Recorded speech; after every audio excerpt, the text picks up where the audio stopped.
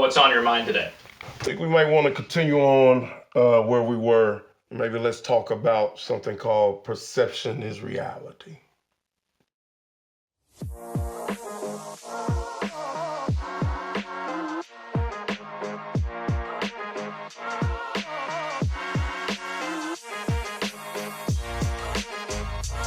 Three, two, one. Greetings, family.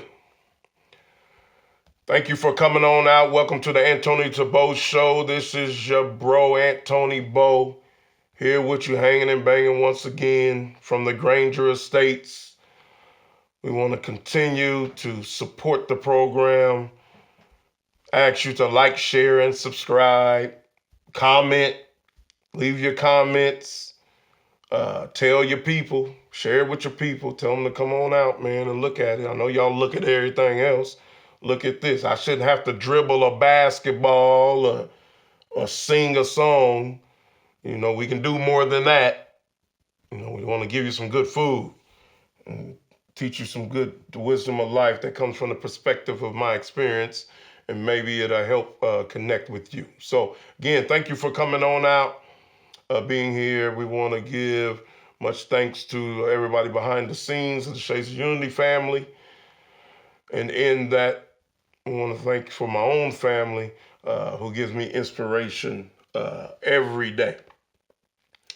We want to give much love to the family of Mr. Ray Lampkin.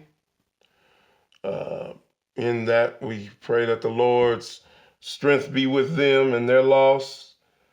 We want to give much love to the Jennings family, that they'll have strength from the Lord, that it gives them healing for the loss of their mother. I think last episode we were talking about the perception of the George Zimmerman, Trayvon Martin case. You know, what have stuck with me over the decade plus from that, and what I keep seeing moreover is just how reality is formed by perception. Family, if we don't start sitting and fellowshipping with one another, we're not going to stop perceiving each other culturally, but we're just going to do it wrong. And we're going to do it lazy. And we're going to make up our own visions of each other. And then depending on how we perceive, you know, we might perceive a slight, and then that's going to make us anxious. And then it makes us anxious. Next thing you know, I start to react off that anxiety. That anxiety now has me doing something within that emotional moment or that quick moment that lacked understanding that might turn my life upside down for the rest of my life. Have y'all ever heard about turn the other cheek? Y'all have heard that before? Turn the other cheek. Now, a lot of folks that I know look at that other cheek as if it's weakness. No, it's not. You know what that other cheek is? If this is the violation of a law that you hold, then this other cheek would represent mercy. Well, why do I have to be merciful? Remember I said about stop looking at things at the fruit and looking at the root? Question would be, how much mercy did you need? Okay, let's say you bring me a fruit type of presentation. But that presentation and the rightness of that presentation done had so much practice, so much up and down, to where you practice so much, but we didn't get to hear you, you know, when you were on the instrument and you couldn't get your flats and your minors together. You know, you sound beautiful now, but at what cost did you pay in your practice to get there? You're a band. and then all the instruments just harmonizing with each other. Everything going together. Like, wow, they sound good. But all y'all in there know, man, that took a lot of practice. And if you all expected ripe fruit from the beginning, man, we would have never been in here, because if you could have heard us from when we started together, oh, it didn't sound nothing like this, but it took much practice. You know how much violation we have in trying to do things and present it properly? How much we have violated that thing before we kind of get our momentum and get into a place where we're honoring that thing properly? You know, we got a lot of, misplacement of our steps. You can't forget how you misplaced your steps when you're dealing with somebody else. Whenever you see a misplaced step, it should remind you of your own journey.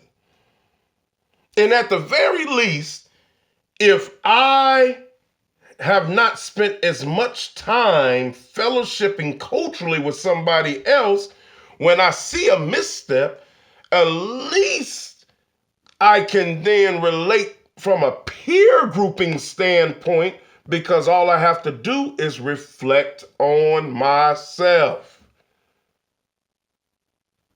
and my own journey. Oh yeah, man, I remember when I misstepped like that. I remember. Man, oh, that's good, man. I don't misstep like that too much anymore, man, but I remember. You know, when you have your children, you be like, oh man, yeah, that.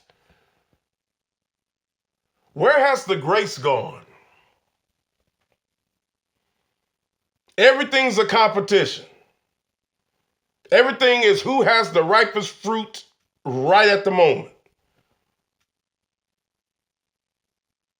Nobody's honoring the process anymore. Nobody's honoring the process to where you can be further in the process and you see somebody that is not far in the process, to where you look at them and you can honor them with a certain grace, because you know if they keep on practicing or go in the right direction, they'll get there. How about we see ourselves in one another? If I'm a thug and I'm looking at thugs, and I was a thug, but now I'm doing better now, what would I see and would want for that one that's in that position now? Am I going to treat them as they have no hope? Or do I treat them as, yes, you can be reformed just like anybody else? I hear folks all the time say, oh, they don't got no hope. They don't got no hope. What you mean got no hope? And another thing, who told you that you get to claim whatever is right, and then you get to take it as a trophy, and you get to take it as some glorification unto yourself? It was a time where you wasn't doing as right neither. And that's where we're losing in the land. We want full fruit presentations, and if we don't get full fruit presentations, we want vengeance immediately, because the glorification of it being right, I take to myself. We literally are not allowing nobody to grow. Can we grow? Oh, so you don't have an expectation on me to where there's no more growth. I got to be that right away. Well, what about if I have a whole story behind me of a why that you don't know about that might be my impediment, that might be hindering my growth? You don't know how to bring out your pruning hooks and, your shears and prune me and promote better growth? Sometimes I'm going to grow in the wrong direction. I need help too. You need help too. To my sad regret, we are allowing race and culture, especially race, to create a landscape in the land where all we're doing is tit for tatting and who has the best fruit. And in at the same time is making us all deny the journey of the root and the development of how it gets there. You needed collaboration when you came into the earth, you're going to need collaboration when you leave. This is not a competition. If I see you doing at your worst, I should see that and hope the process comes that you get to your best. Should not celebrate and want you to keep on doing worse and worse. Man, how much worse do you want me to do? As if it's giving you a high of glorification. The worse I do, the better you feel. This is not a game, family. You can play that game all you want. Guarantee you, once you get to the last, it'll be no trophy waiting for you. Matter of fact, you'll play that game your whole life. Next thing you know, a little bird, the seagulls and all of the crows and all that, they'll put you in the ground and have your little headstone, and the bird, or just a little bird this big, flip up his little back, little feather on his backside and go on your gravestone. And then it'll sit there because nobody will come and wash it off. So you have to hope it rains. And if it rains, it'll get washed off. Because when we gone, it's forgotten. I've said it to you once before. Where's the trophy? What's the trophy? It ain't no trophy. So the best thing we can do, what did we talk about last time? Keep on exchanging human capital. If I'm doing bad, you know how to do well. In experience of what's doing bad, we got to keep exchanging the human capital. I don't want to hear nobody talking about, well, you got to clean up your own community. Where's my own community? Who defines that? I say our own community is the human family. And if you got something that can help me out, then help me out. You can chastise me as long as I know you love me.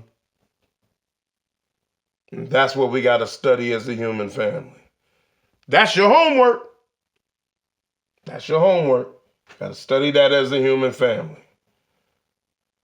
Do not let the perceived hopelessness of the land keep you from studying the hope that's in you. The more you study what's in you, the more you can stand strong in a climate that is, it shifts like this every day. But you want to practice on the strength that's within you. Again, can you read a book without ink and paper? Can you? Can you? Yup. Look at all this book. Come to the author. You want to hear the book of Bo? Come to the author. And it might sound and read like the book of you. And that's how we make human capital. Come back and see us again. Remember, like, share, and subscribe. And hopefully we'll come and see you again. We hang again and share at the table of life. Hey! Peace be.